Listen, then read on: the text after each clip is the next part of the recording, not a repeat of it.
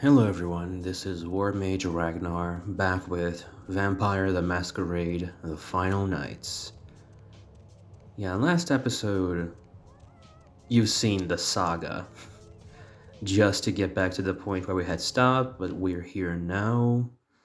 And of course, our first visit in downtown is going to be to the Tremere Chantry. For in-character and out-of-character reasons, of course. The in-character reason being that, as the game explained to us, as a BAALI, we need to masquerade as members of Clan Tremere, just in order to survive, which, first of all, I don't see being plausible. I can understand pretending to be Tremere to other vampires of other clans, but I don't think Tremere vampires would be fooled by that. Like you would not be able to keep the act for a very long in the company of another Tremere. Considering how rigid their hierarchy is, how tightly they control their members, how many members are in different churches. I read somewhere that they even keep blood samples of each apprentice, just in case they go AWOL. They can track them down or just freaking curse them to death from a distance through sympathetic magic. They would logically be able to tell right away that, no buddy, you're not Tremere. I can think of several rituals and spells that can just let them know instantly. Either the very first dot of thaumaturgy in V20, a taste for blood. I think it is also a potential, one of the options for the first dot of blood sorcery in V5, which you touch or taste a bit of someone's blood and you can, right on the spot, tell several things about them. What their approximate generation is, if they're a vampire at all, if not, what kind of supernatural creature they are, if they're a Diablerist. In fact, this is one of the best ways to identify a Diablerist that is trying to hide the stains of their aura, because when you Diablerize someone, you get very telltale stains in your aura that anybody with Auspex can see. But if you have some sort of merit that you can buy with freebie points in character creation, your blood will not lie. And if you don't have that, there is a ritual called Truth of Blood. No, that's not. A Blood Walk, which you take a blood sample from a subject, put it into a chalice, you twirl it, you stir it around with your finger, it starts to boil, and you taste that boiled blood, and you are able to tell even more stuff about the person, what clan they are, in addition to the exact generation, even other stuff. They would absolutely subject someone claiming to be Tremere to that ritual for security reasons, so this little charade would not last. But you know, I'll take any pretense to be essentially Maximilian Strauss's adopted child again. People don't seem to like this character very much, but I love him. Look at him. Look at his design. That awesome long coat. Those fashionable glasses. And he's so polite and dignified and contained. I mean, on one side, you have LaCroix losing his shit left and right like a spoiled child. And so you know, I don't lecture, I don't write. And then Strauss is like, compose yourself, child. This is unbecoming of you. And really, if you go for the Camarilla ending where you get Strauss's backing, that really is the best ending for you. In my opinion, at least, because I don't much care for the Anarchs as portrayed in this game. I cannot tell, truly, if this portrayal of the Anarchs is representative at all of how they're supposed to be in the lore, in the tabletop. But here, they're just obnoxious, just rebels without much of a cause, hypocritical, I can tell you don't even know the basics. very simplistic in their views of the world. Here you can see that in the last episode, I kind of jumped the gun. I had assumed that I had already devoted 2 points to Brawl already, but here I remember in the last minute that, oops, I didn't. So I go up to 2 points so that when he actually, gives me a little free point, Shatter your fist and put I your get foot up down. to 3. So yeah, there's It's the that. school of hard knocks. So keep your Yeah, fingers crossed Nines, and your enemies he far is pretty much the only member of the Anarchs in the game that is actually sympathetic to you. Not only he pretty much saves your life twice, So that chased you in here, Cammy? but he actually treats you well for the most part. He's very understanding, even if you keep working for LaCroix. What I don't like about him is the whole grizzled veteran act. You ready? I think I mentioned this before in this Let's Play that even though he's very, very young in terms of vampire years, he keeps the act like he's some Being here. That's a step in the right experienced Grandmother senior. Like, and one his you be careful out there, kid. Those are mean streets right there. I'll teach you the ways of the world. And, dude, apologize often, but it's just really LaCroix and Strauss are older than you. Andre is very possibly much older than you. And I have no idea how old Ming Zhao is. Don't try to be we can't get sick all high and mighty about stuff. and And then there's Damsel. spreading disease. And if get sick, Damsel and Skelter are two characters that I don't really like. I actually am very annoyed by both of them because they claim to be so against injustice, but then even though they should know that you are being forced to work for LaCroix, so the they Plaguebearers give you were all shit. found and put down. They treat you like garbage. They throw stuff at your face.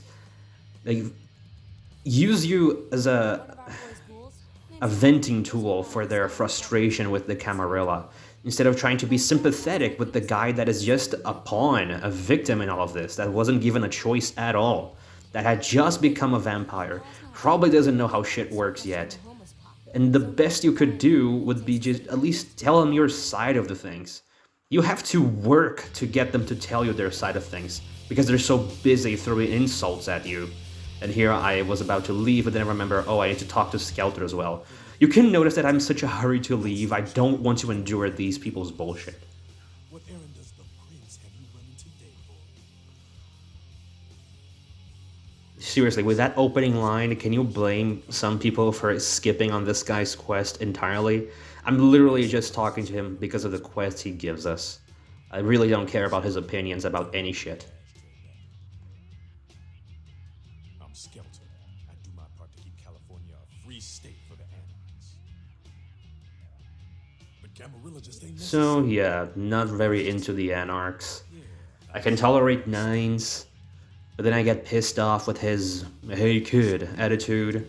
I hate that if you pursue the Anarch ending, you find out that he single-handedly killed the werewolf that went after him, which is just such bullshit manufactured badassery, quote unquote.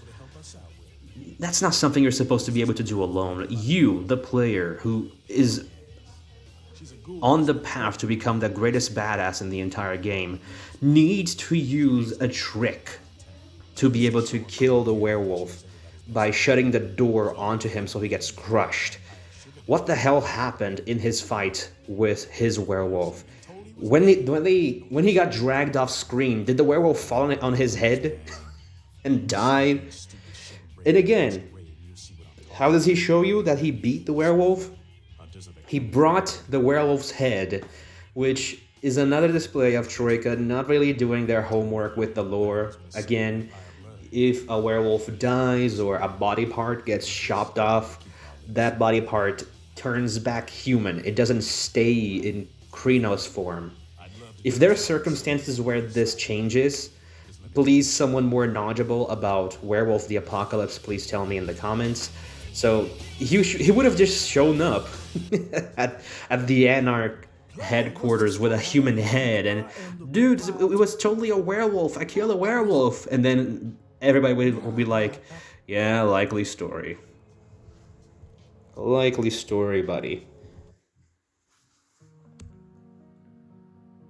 So yeah, I'm just adjusting my finance score so that when I get an additional finance point from Fat Larry's quest, it goes up to 3. And be sure to take the persuasion route here.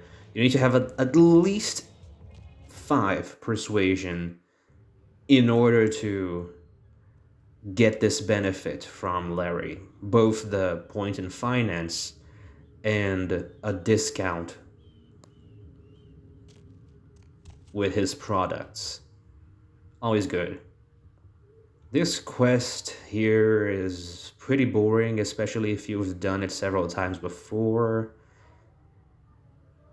Most of you probably already know this, but you get an additional experience point if you go completely undetected, which I actually miss out on sometimes because there's one point where you either need to have a specific power to stun, to trance one of those thugs in order to sneak around him. But not every clan has a power that does that. So either you have obfuscate or you have a trance to be able to get past that guy. Otherwise, you need to sneak kill him. And as soon as you sneak kill him, you lose the extra point, I noticed. And I never understood why that's the case. Because technically you went undetected. That guy doesn't know what killed him. He didn't sound any alarm. He didn't call for help. People were not informed that there's an invader. The negotiation over the mysterious briefcase was still happening, so... So yeah, I do have obfuscate, but it doesn't last long enough for me to just obfuscate the entire way. If I did that, I would run completely dry of blood very early. You'll see that even using the vents, I'll be pretty low on blood by the time I get to the briefcase. So I need to be extra careful. It still facilitates, because whenever you drop from the exit of a particular vent, you won't really know what's waiting for you out there. You cannot really see at what point of the enemy's patrol routes they are. Only if you have auspex. With auspex, you can just see people through walls and know whether you can drop now or if you need to wait a little bit longer. What I actually end up doing the most with this quest is every time I need to leave one of those vents, I quick save, then I drop, and if I get found, I just quick load back. And then I wait a little longer, see if they walk away, and then I drop. There's not much room for skill here. You're just really living and dying by the blessing of these very convenient vents, and little else. You could, of course, just not go for the extra experience points. This is a lot of time wastage just for an extra experience point. But if you're equipped to go for stealth, by all means go. If the character that I'm using at the time happens to have powers that make combat more viable and fun, I just go all out and fight and kill everybody on my way. I did so with my Gangrel, I did so with my Tremere, because in Bloodlines, thaumaturgy is strictly a combat discipline. It's not like on the tabletop where it's more utility based. Yes, there are thaumaturgical powers that are more turned towards either survival or offense.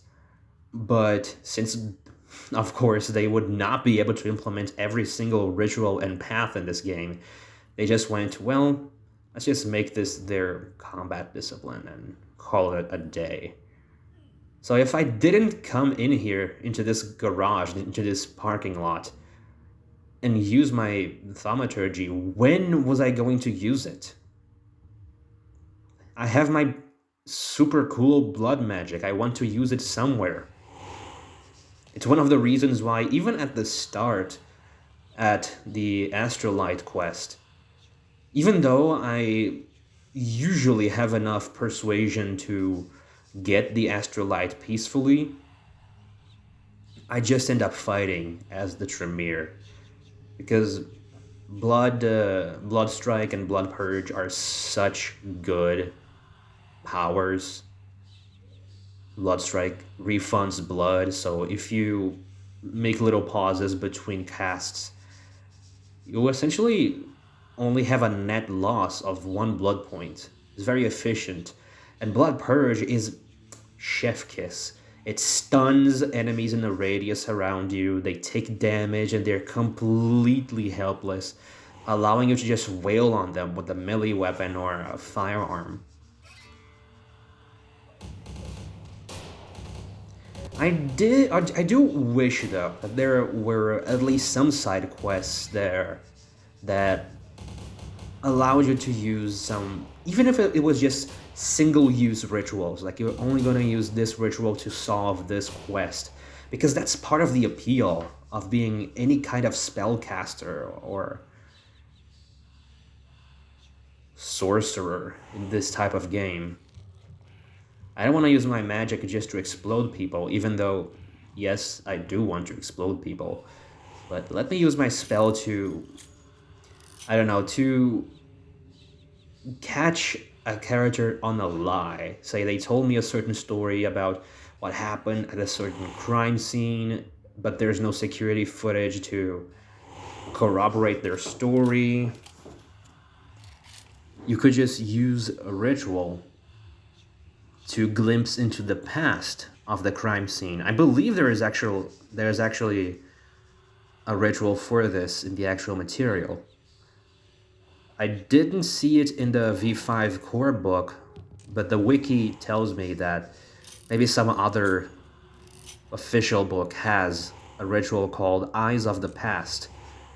You make a circle of blood, you sit in it. I think actually it was used by the character Agathon in Coteries of New York. If you pursue his path, his quest line, he does the ritual to see what happened in the past. He closes his eyes, he enters a trance, his head moves around as if he's looking around and listening to a conversation that happened before. That would be fantastic for you to uncover the truth because of your magic. Of course, that kind of thing is hard to implement for example, main quest lines in a game where you're supposed to play one of different clans, like at least 5 or 7. I can understand that, but at least the single-use ones. Just say, oh, this ritual requires a very specific component or ingredient, and this here, I got very angry at this point because you'll see me at several points in this playthrough opt to try to feed on people from stealth instead of just using the kill animation. Because 1, it gives me blood, and 2, there will be some angles where I cannot get the sneak kill animation. But then the character that I'm trying to attack is going to twitch or move very suddenly just outside the range of my feeding attempt, and I'll be located and I'll be stuck in a fight. There's no way to predict it. Sometimes you'll see that I wait to see if he's gonna move, and when I'm reasonably sure, I close in, and for whatever reason, that's when they choose to swivel to the side, like they have a spider sense or something. Very annoying. So yeah, here I'm selling some things and deciding whether or not I want to buy the heavy clothing now. And as you can see, I ultimately go for it. Not specifically because of the stats, because it's just 1 point of armor, which is not much of a difference when I spend most of the time either obfuscated or using presence, which makes enemies around me weaker anyway. And it certainly wasn't for looks, because I don't like this model for the armor. Because originally, this was the model for the light leather armor for the Tremere, but I guess Zeromorph and his team kind of swapped it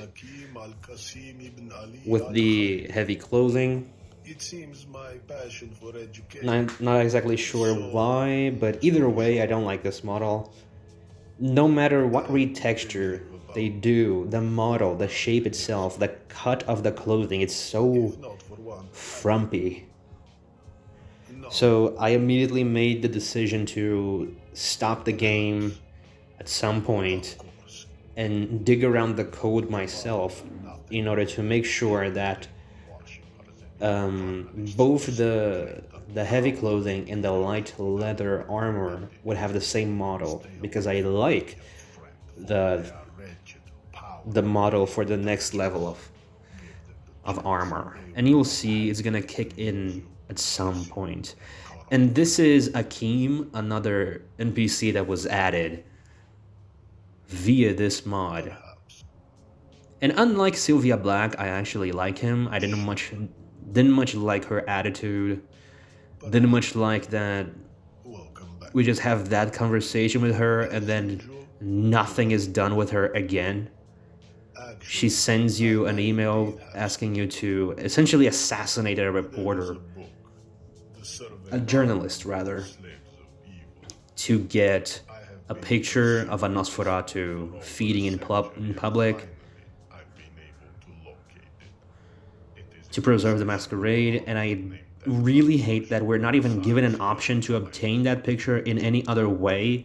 You have to kill an innocent person and take the hit to your humanity. You don't even get the chance, the option to talk to the journalist. Very well. I shall And I'm like, await your return. why add this? Why add this little side quest if you're not gonna follow through with the options the game usually gives you? For example, with Patty, this NPC here from the original game, you have different ways to deal with her. If you have sufficient persuasion, you can send her to freaking San Diego to look for her former domator there. If not, and if you have already talked to Pisha by this point, you can just tell her to go to the abandoned hospital and then she'll be eaten and thus silenced. And it costs you humanity. Or if you don't have either of those things, you just tell her, oh, go to the back alley behind Fat Larry's store. And then she'll go there, and then she'll be confused. You follow her, and you kill her in the alleyway. And again, a hit to your humanity. Still, options. It gives you options. This additional side quest from the mod for this Nosferatu picture didn't give you any options. It's either kill the guy or don't complete the quest. Nothing further. And what does that give you? The picture of the Nosferatu for you to, I don't know, bargain with Gorgeous Gary later in the Nosferatu Warrens. Which you can easily miss because if you're like me, you're gonna put those extraneous useless items in a container in your haven so you don't have all that clutter in your inventory. And that's exactly what happened in my Assamite playthrough, because I left the Nosferatu picture in my haven before I went into the sewers.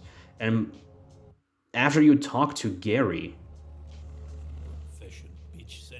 you don't get to talk to him a second time. You don't get to bargain with him for the picture. It has to be at that moment in the Warrens. You need to have the picture in your hands, and if you forgot, well, you're gonna have to play through the sewers again, and everybody knows how much we love playing through that part, huh? Well, you certainly did better than my bouncer did. So yeah, underwhelming. At least Akeem, he offers you some interesting lore. He informs you about the clans and bloodlines that you can be in the game. He has different little responses. If you're like, hey, that's my clan. You even benefit a lot from being an Assamite yourself. He is an Assamite, by the way. He'll tell you that. Boris is high up in the If you are an Assamite yourself, he will express kinship towards you, and if you ask him for advice, he gives you 1 free point of literacy, He's got a short temper. which is fantastic because at the time I was at 4 points of literacy and he just maxed me out completely for free in exchange for absolutely nothing. It was the best. And yeah, he gives you a little quest. You need to go to the 3rd floor of the Skyline Apartments. Oh yeah, the reason you're not hearing anything right now except for music is because there was a cut between those shots here, and I left. I was getting very bored, so I kind of left some YouTube playlists rolling in the background, and my recording software ended up picking up both the game sound and the sound of the YouTube video, so whoops. But no problem, you're not missing anything important. Just me going through those apartments. This is the apartment of Simon Milligan. And this is the apartment where Edgar Hurst and his vampire hunter friends are lurking in. And this is me preparing for a battle. My strategy here is to sneak kill the small fry 1 by 1, but I got detected right away, so I quick loaded back. Their field of view is very hard to gauge. So you can see I found the sweet spot where I could open the vent and obfuscate and sneak out. I get behind the guy, I kill him. The other hunter cannot see me from there, but she was right on her way to change spots, but luckily I obfuscated just in time and killed her too. And as an obfuscating character, or anybody with high stealth, like an Assamite with Silence of Death, I could grab the book that Akeem asked us to get without fighting. But I thought, well, I'm here already. And I already have a decent grasp of how to defeat Edgar Hurst. He deals a ton of damage with his crossbow, a pyro crossbow actually, which oddly enough doesn't deal aggravated damage, which I'm thankful for. I'm not asking for that to be put in, please don't. Zero Morph, don't do that.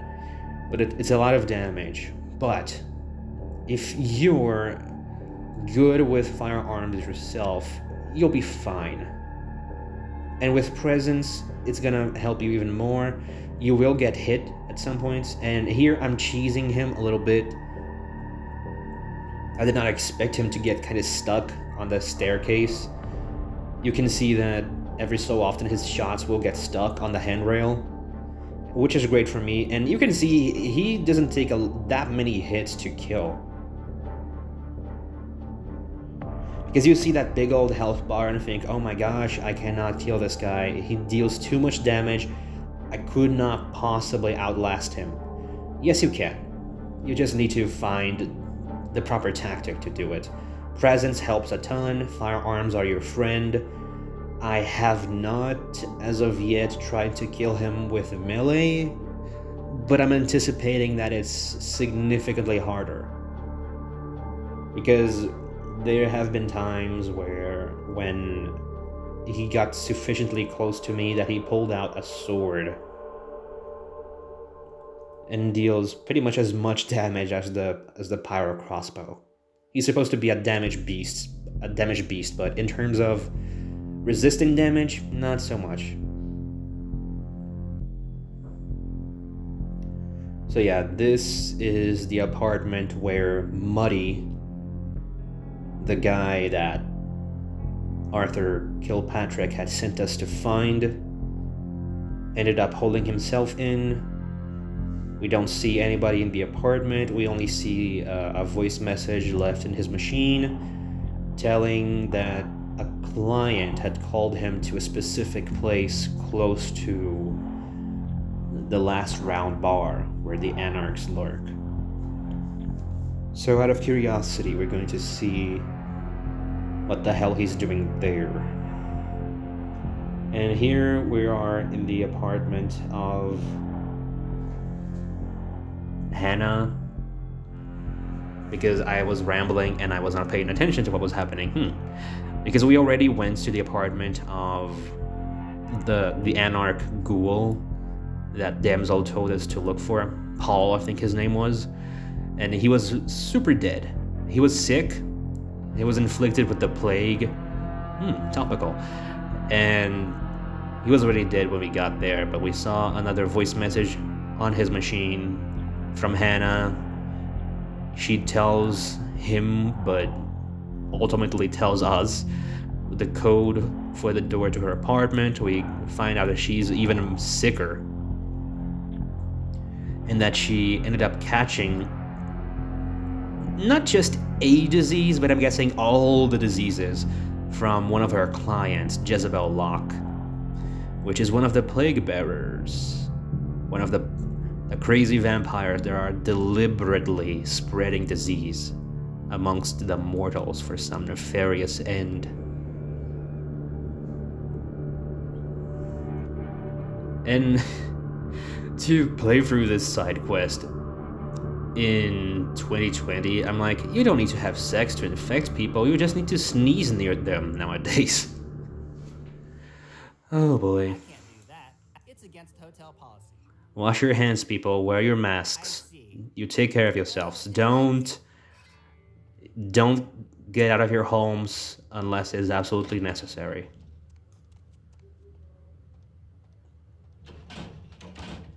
So yeah, our first stop is on the 5th floor to have a little chat with Jezebel.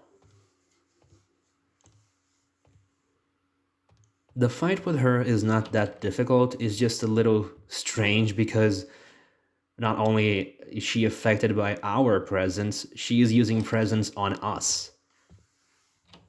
So we're both weakened, so Who do we have here? it's kind of like that comical slapping fight between two cartoon characters that are supposed to be very wimpy and can't actually fight. Oh, come on now. Don't deny yourself the pleasure of Jezebel's talents. I find her hair a little bit funny Escape me, little because morsel. she reminds me of Heidi Klum Better than when she had that Pestilence fringe, to those carry the dark gift I bring. terror bangs, as Rantasmo once described them. She looks like she's from Mars.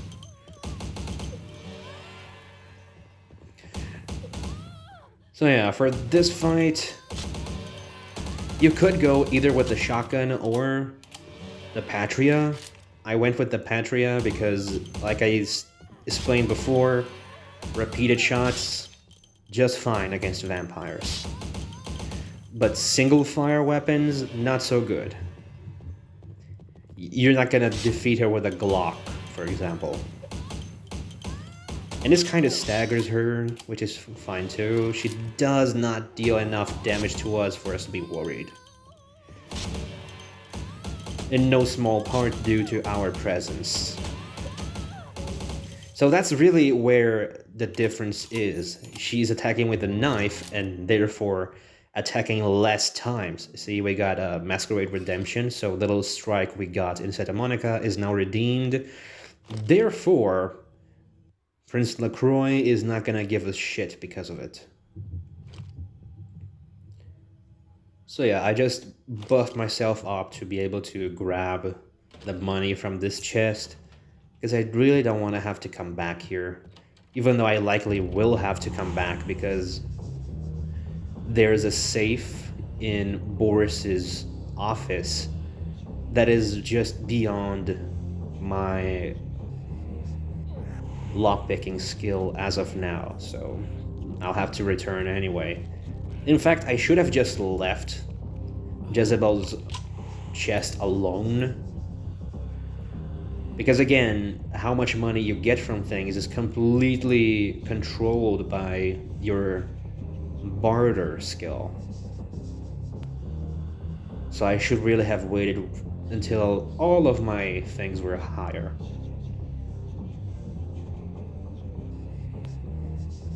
we're lockpicking to be able to open the thing without effort and hire a barter to get more money out of the chest, which doesn't make any sense. Why are we negotiating with a chest? Either there's X money there or there isn't. Again, I still don't know if that's an accident of the coding from the mod or if that was intentional. I just know it's weird.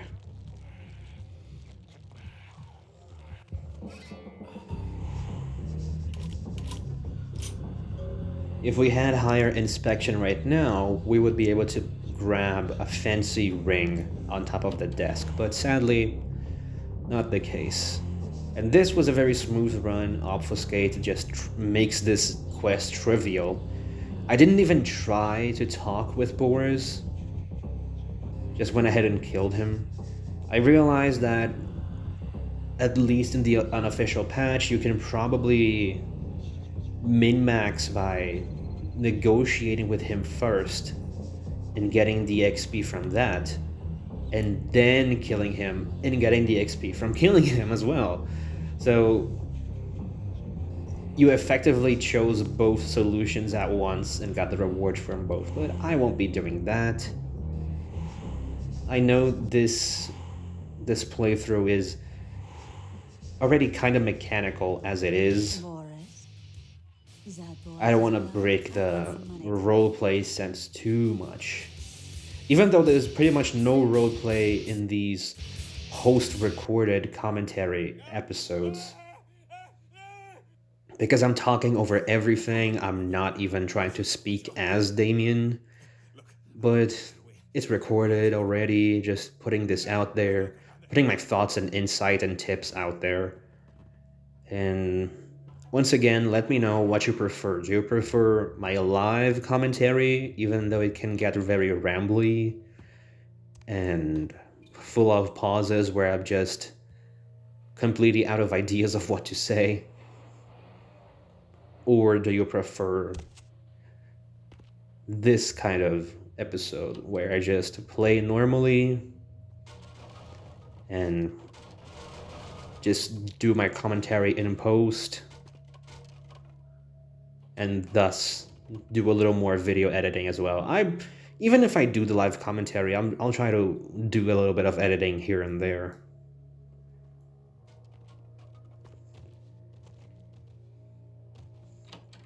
It's just not going to be as easy to cut off loading times and large chunks of time that's just me walking from place to place, because I'll be talking over it, like in tandem with the stuff that we should skip.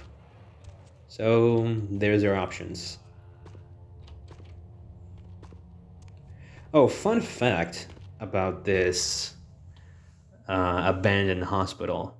I only learned the correct route to get to Pisha after my second or third run of the game, because I actually thought that I needed to improvise bridges over all of this clutter with those mattress framing things, and I was just fighting against the collision of the game, the geometry of the game, and struggling and screaming, trying to get over every single hurdle, just incapable of opening another door and finding, oh, there's a vent I can climb into.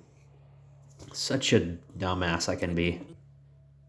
We drink blood. And My birth name. and worst still, My stay in this I also did not know that there was this vent in this room with Pisha that was a shortcut to the exit that you could use from then on to enter or leave. Because the first time you come in, of course, it is locked. You're supposed to go around and get that little ghost train experience with the people dying. But afterwards, use the vent. It's fine. I don't really like that we need to report to Damsel every step of the way in this Plaguebearer questline. Because we don't need her input to know what the next step is. She already gave us 2 tips. One of the Plaguebearers can be found through Paul, and the other one you can find through the homeless people. In fact, I think you can skip those little check-ins with her by just doing your things, because it doesn't need to be done in a specific order. You can actually kill Brother Canker first, instead of going straight for a Jezebel lock. But I just go for Jezebel first because I think she's easier to kill. But I'm always afraid that if I don't check in with Damsel, it's going to break the questline somehow. And you can understand why I'm sort of paranoid about that happening. The game has already broken on me a few times. Don't wanna risk it breaking further.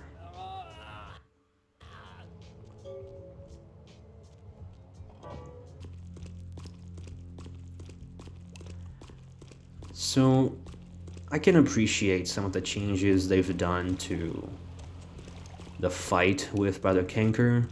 I think I've touched on that before. I need to stop commenting things that are yet to happen. Because then, when the thing actually happens before your very eyes, what am I gonna talk about? But yeah, I appreciate that. For one, he doesn't have a mixture of potence and feral claws like in the unofficial patch in the original game, because like I said, potence and protean on the same character, too much. You either do aggravated damage or you do more damage. Both? Nah man, broken. It's more broken than what people said thaumaturgy was. And you can see here the little halo that I emit in some conversations. It's because I raised my presence to level 3, and that is when presence finally starts to manifest in conversation. Because if the person I'm talking to is susceptible to my presence, then I gain some bonuses. In this case, because it's level 3, I gain a bonus to intimidation and to seduction of 1. None of which are gonna help me here. But it's nice to know that I can affect this person. I have an edge. Just to know that at least in this field of vampiric power, I'm stronger. So yeah, as you can see, he still has potence, which is fine, and he has an axe, which still deals a ton of damage, but it's way more manageable and a lot less punishing than if it was a lot of damage and aggravated damage on top of that. Because with the claws, he closes in so fast. It's so unfair that in the hands of the player, unarmed combat is so slow and clunky, but enemies that use claws or punches, they basically teleport towards you. So giving him the axe actually made him less dangerous because his attacks are more predictable. And with presence, he just didn't stand a chance. Presence and the shotgun. He even tried to use obfuscate, but just like I said, he doesn't use it in any way that benefits him. He just kinda gives me a break. Like, okay, just gonna stretch a little bit. Oh, there he is. He doesn't appear behind you. He doesn't appear close to you. He appears on the other side of the goddamn planet. Like, you have invisibility. Why have you not used it to your benefit? He doesn't even heal when he disappears, so it's pointless. It just creates a pause in combat that benefits us more than anything. See, third point of presence. Now we're checking the place that Muddy was supposed to go to at his client's behest, and clearly they had a jolly old time. Did you see it? So we interview this homeless guy. Ripped him apart like a rag doll. These two guys. I really like this little plot thread in the game, the way it kind of interweaves with other quest lines, the serial killer thing, because The longer you go, the clearer it is that it is a vampire that's attacking these people. But you don't know why. We don't know why he's targeting these people. You know it's personal. It's very clear because he clearly pursues those specific people. And when you see how far the rabbit hole goes, it takes you all the way from Santa Monica to Hollywood and back. Something about revenge for what he did or what they did. The killer made sure the dead guy knew who he was and then ripped him open. Just tore him apart. He did it real slow. Made the guy scream. Okay. There, as you can see from his description, you can see that the guy is probably doing this out of revenge. Because he didn't just kill them in a swift manner. He wanted them to suffer. I kind of wish that since this questline already spans so much time and area of the game, that at least we could get clues as to his motivation before we actually meet him, as opposed to having him tell us his motivation when we get to him. So that maybe if you neglected those clues by the time you get to him and you want to persuade him to stop, you won't be able to because you don't have a point of connection with the guy, and he won't part with his secrets for a complete stranger. But if you have the clues, oh, the episode is over. And there it goes. Even with post-recorded stuff, I ramble. Well, I'll continue this on the next episode. Thank you for following me this far. Bye-bye.